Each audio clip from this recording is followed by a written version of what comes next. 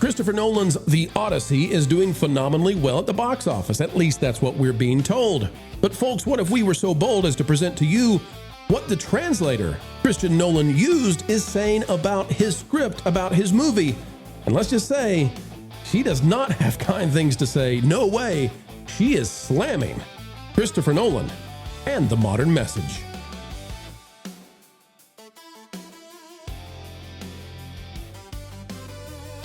Ladies and gentlemen, it's an attitude of gratitude every time you decide to click on one of our videos and join us as we endeavor together to explain entertainment and keep you ahead of the culture curve.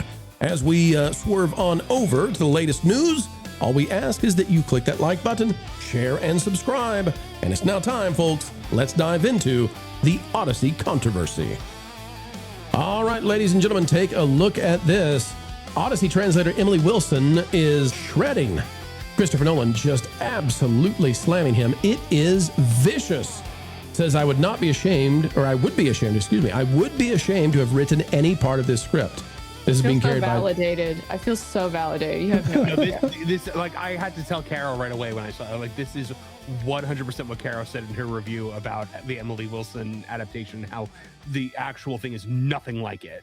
Yeah. Well, this is being carried by thatparkplace.com. Marvin, you are the author on it. It says, Christopher Nolan repeatedly praised Emily Wilson's 2017 translation of The Odyssey while promoting his blockbuster adaptation, even revealing that the opening line of her translation helped shape his interpretation of Odysseus. Now Wilson has responded, and her verdict is devastating. Writing for the London Review of Books, the University of Pennsylvania classics professor delivered one of the harshest critiques of Nolan's film yet, saying that she would be ashamed to have written any part of the script. Wowza. Speaking of Empire, she says, tell me about a complicated man, became a guiding principle. Yeah, Nolan says that. Let me get her quote, and then Vera, I'd love to hear your thoughts on it. I'm actually going to go directly to some of the things she said. This is her. We'll put her in her own words right here, but this is the original, or the translator of the 2017 version, sure. Emily Wilson. This is a interview that she did about a week ago. This is not from the review that we're referring to in the article. We did cover this as well. So she does have a history of hating on this. But yeah, this is the more subdued version. Well, we're going to do both of them. So hang tight, folks. Here we go. I mean, the film has these flashbacks to the Trojan War. I'm not sure if I see it as an entirely anti-war film, but it certainly presents us with an Odysseus who feels very bad about certain things that he's done in war and is struggling to process them in a very, I would say, very modern, psychiatrized way. And he's struggling to process them and needs drugs to do so for help with his recovery. Right. And he seems to feel bad about being a warrior, and we never actually get to see him doing much warrioring, which I thought in a way was a bit of a shame. I mean, we do get to see the boat, which is lovely, but I think in some ways, I mean, I was realizing, thinking about the film, there's a tolerance for ambiguity in the world of the Odyssey, which I don't think there exactly is in the world of Hollywood blockbuster action films. Right. And I think that's one of the big challenges for Nolan, right? Yeah. Is that he has to make the protagonist a likable all-American hero. Right. Which is a real challenge if you're basing this on a poem where the hero is not necessarily motivated by romantic love or being a nice suburban parent, but I would say too that all-American hero from the woke viewpoint, there's no way that you could have Odysseus be a hero in their eyes, so they had to change this. All right, from Variety, here's where it gets very harsh. This is the one you're talking about, Marv? Yes. Okay, here we go. From Variety, the Odyssey translator Emily Wilson slams Christopher Nolan's movie. Quote, I would be ashamed to have written any part of this script. Nolan's Odyssey lacks many of the elements that make the poem great. It has nothing convincing to say about time, memory, history, war, or about the relationship between one warrior's glorious return and the lives of his family, adversaries, comrades, friends, and neighbors. It lacks psychological, emotional, political, and ethical depth. Its narrative structure is gimmicky. The writing is abysmal. None of the characters has convincing motivation for their actions or words. There are no sex scenes, and all the food looks horrible, which I actually think is a big deal. Why does the sex scene matter? Right.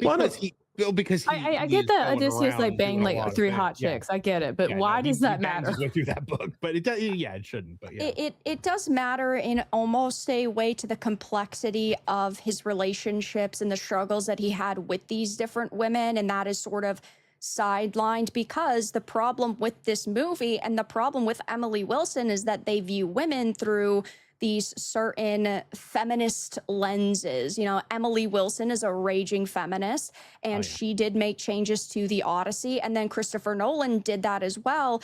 And of course, in my opinion, a very bad way. Like, the women are all victims. All of the men constantly treat women like garbage. And of course, right, we do have these women that are extremely important throughout the Odyssey and Odysseus's story, but again, they're all victims, and by not having, you know, to go back to like the sex scenes and whatnot, not having the complexity shown on screen, and also the length of time that these women had either manipulated Odysseus or that he was trying to sort of hold his ground against them, it does change the story. One of my big issues with it is that you know, you have these certain gods and these certain figures that are not a part of this story. And it is really, really depressing to see what could have been, I think, a pretty good adaptation that ultimately was ruined because they were viewing it through a modern political lens. And they said, oh, we have to adapt it for a new audience, a modern audience, and we need to update it. Like, Hermes not being a part of this and not helping is a big issue when we're talking about the complexity of these women.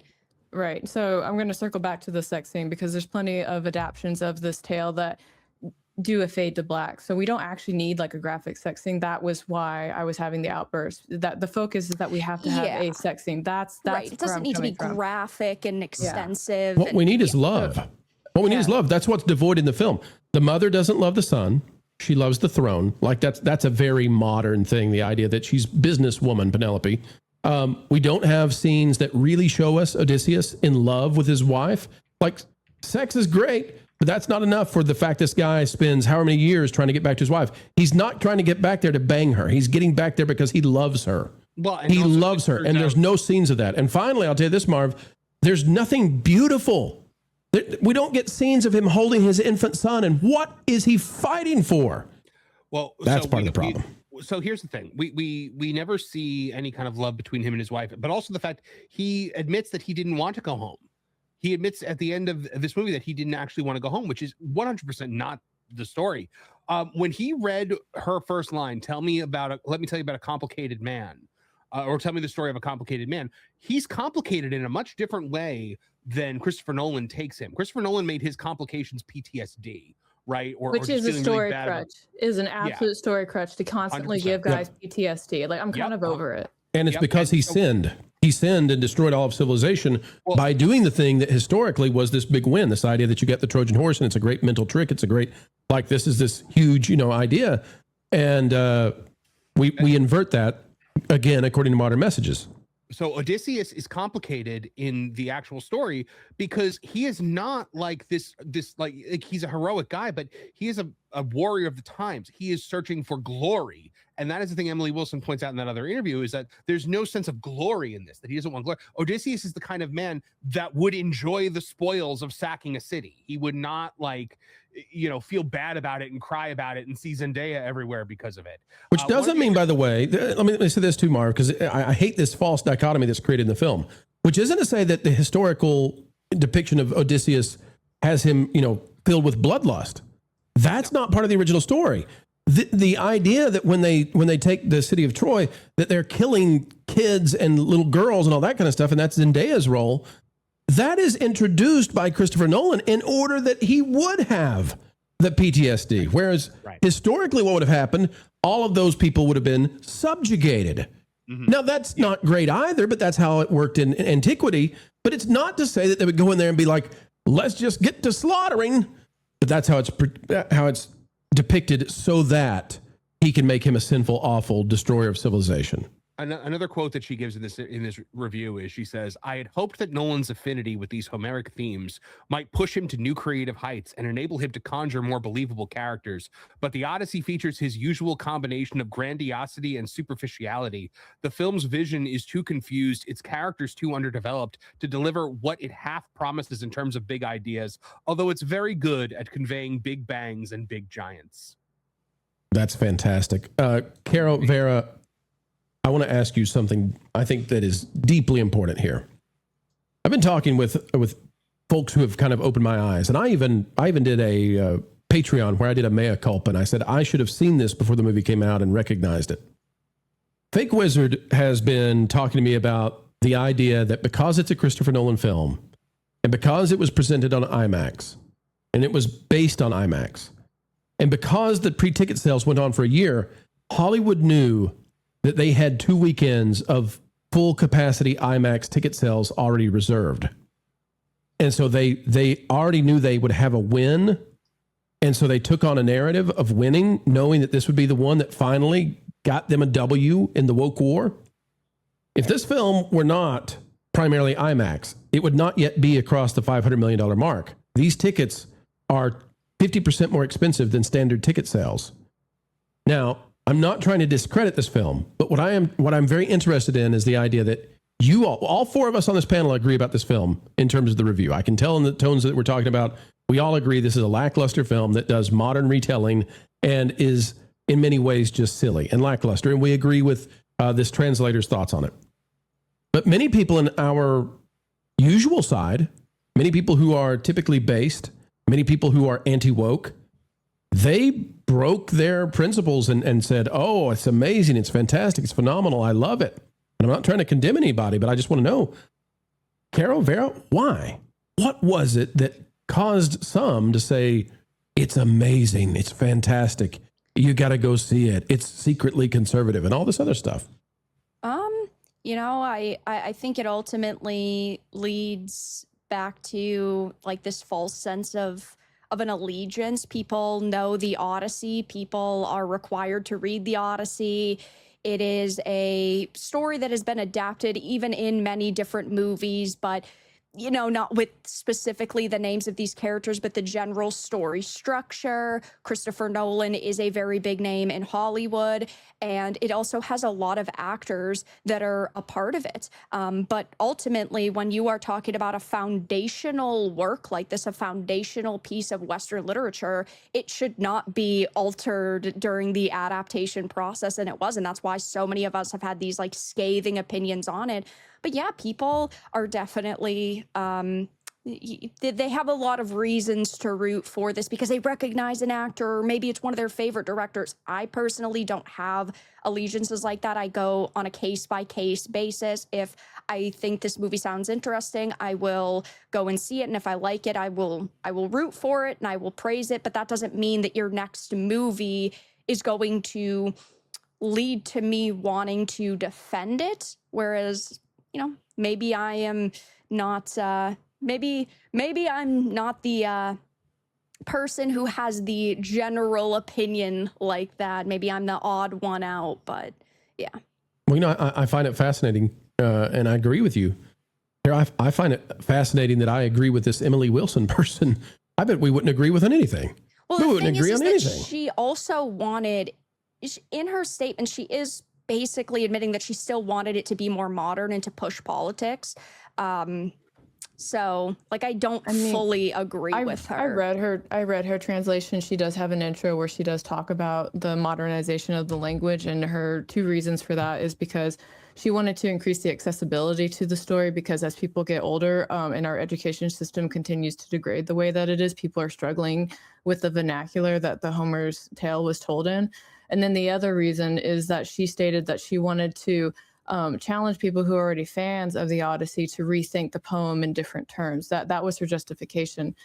In terms of changing some of the stuff involving the women, what she did change was the visage of their suffering that was happening, but never at any point did she change the story in the way that it was depicted here.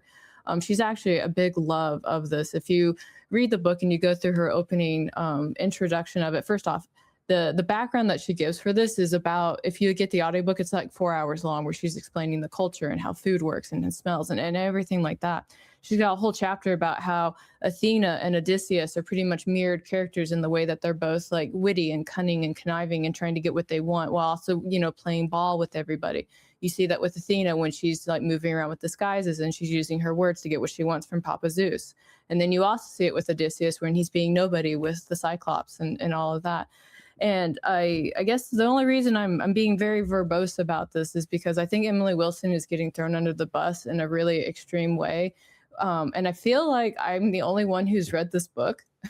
So if I'm not the only one that's read this book, I'm happy to hear the opinions on it. But I do know that it is a female-leaning topic for sure. I really struggle with the whole feminist angle of it, just because she wants to focus on the female suffering in it. Now, I know there's some people who do take issue with the fact that she changed the rhyming beats within it, because she basically modernized that to fit the English vernacular. And that, I am not a poet. I don't understand the huge point in that. So if anybody wants to explain that, they can. Well, Kara, I'm not attacking her translation. I'm just saying, like, I'm assuming that she and I disagree politically. That's what I'm saying. It's created this strange bedfellow. I think her translation is probably, as you're, assessing, I think you're probably right. I bet it is a great translation. I just think this is fascinating, that we got people that we agree with 99% of the time who suddenly love this Odyssey. And I look at it and go, I don't like this. And this person who probably doesn't share my same, worldview. She loves the Odyssey. She loves the Odyssey, and I do too. And yeah. And I think that's beautiful that she can bring people together. As to why I think there's a complete bipolar reaction to this. Yeah. I think there are allegiances that are in mind, ones that we don't know about. I'll go ahead and come out and say that I don't talk about the Animal Farm movie because Rip Reverse is working with Angel Studios, right? So I don't talk about it. In some ways, I would not be surprised if people are saying certain things about this film because they have their own allegiances. Or maybe there could be a little bit of currency that's exchanged. I don't know. I'm not saying it one way or another, but I mean, it's not unheard of, right? So. I would also like Megyn Kelly when she was talking about this movie. She was like, "Oh, it's a movie about the thing that nobody wanted to read in high school." I'm like, "Am I the only one that loved this in high school?" Like when we read this in high school, I was just like, "This is awesome!" So cool, I can't believe, right? I'm like, I can't believe we get to read this in school. It's about monsters and battles and like gods and all this stuff. I thought it was great. Yeah, I think sometimes Megyn Kelly's show she is dumbing herself down for reaching out to an audience she believes isn't as smart as she is. That's my read on that. I hate to be that way. I don't want to throw aspersions, but I'm on that. I wrote a whole article about I don't agree with that philosophy at all. I think we should challenge ourselves and rise up to understand the way that language was, because our language is the way it is because of how it evolved over time. And if we forget that, then we're going to forget a lot of things that define who we are as a culture. So, I mean, I don't agree with her take whatsoever on that point, but that's why she justified it. It's why I love, Peter Jackson's Lord of the Rings movies, is it doesn't try to meet you where you are. It tries to raise you up to where Tolkien was. It has very Tolkien-esque dialogue in it, as opposed to the Rings of Power, which is like, do you know why a ship floats and a stone cannot? Which, it's a whole other... Well, at least you're getting Gandalf soon. Oh, you already have. You've had Gandalf since the first episode. I mean, if we really want to modernize, Odysseus and all of that goodness, we can just go watch the Wishbone episode. Seriously, that's it. There you go. Here's my thought on it. Everybody raving about this film. I think Oh Brother, Where Art Thou is a better Odyssey film. Way better film. Way better Odyssey film. But yeah, it's really good.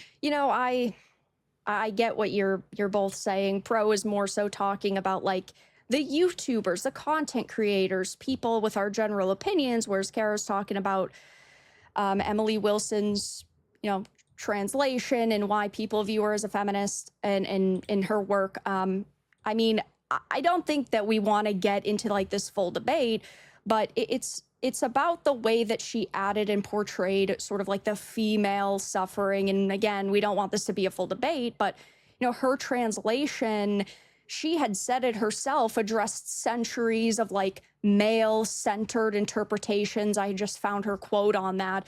But yeah, she uses the word slay or She used the word slave instead of euphemisms like maid or Derma, servant. which was the term. Yeah. She does change it from, women to girls, emphasizing their youth and their vulnerability and how brutally they were treated, how brutal some of the deaths were. And look at the way that she speaks in interviews, and even with Christopher Nolan's The Odyssey, she's still not happy with the way that the women are portrayed because she wants more, and that is the issue with people like her, is that it's never enough, and you can change 500 things, but then there will be 500 more that could be altered or modernized to be better in their view. Yeah, I mean, I'm not trying to debate you on that. I'm very passionate about this because what I don't like is how Nolan is coming out saying, "Oh yeah, I based it off of this book." It's not based off of the book at all. That's a big grievance that I have with the whole thing. You think he's using her as a cover, kind of, right? Yeah, I do. She's a female, likely liberal academia person that he can use as a cover to claim that it has credibility. He's using her as a credibility shield. Yeah, I do. Absolutely. I mean, I have, like, I know I spoke very passionately about this translation. Please understand, I have pros and cons with the translation. Like I wrote like a whole bunch of notes about it. What I don't like is the way it's being used to deflect criticism. That's what I don't like. Chances this thing falls off now that we're running out of IMAX reservations that were made, a year in advance. Chances this falls off in third weekend as Spider-Man comes in and just apparently is going to do crazy numbers, like #2 movie ever in the world numbers. I think obviously there are going to be people that may choose to see Spider-Man over the Odyssey.